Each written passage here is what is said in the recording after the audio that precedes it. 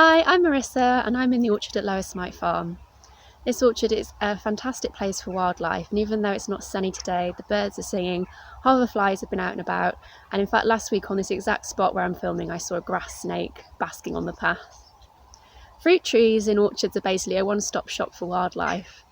The blossom on the fruit trees in spring are great for pollinating insects. As the fruit develops, that's great for birds, and when it falls in late summer and into autumn, it provides a really good source of sugar for butterflies and wasps to feed on. Not forgetting, of course, our mammals that like to feed on fallen fruit too. As trees get older, they become a really important source of rotting wood or dead wood, particularly where branches might split and holes and cracks appear. It's great for invertebrates that begin their life cycle in dead wood to find places to lay their eggs, and brilliant for fungi too. Mistletoe may also develop on trees, and that's great too for the mistletoe moth. But these fruit trees don't exist just on their own, they're part of an interconnected habitat.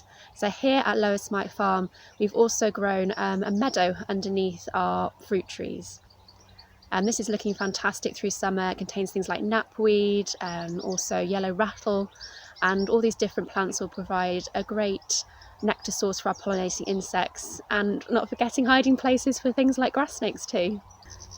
If you're able to plant a fruit tree in your garden, or you've got a local community orchard, they're great places to get out into for spotting wildlife. And as we say, if you can plant a fruit tree at home, then you can have the benefits that they bring in your own backyard. Thank you for watching.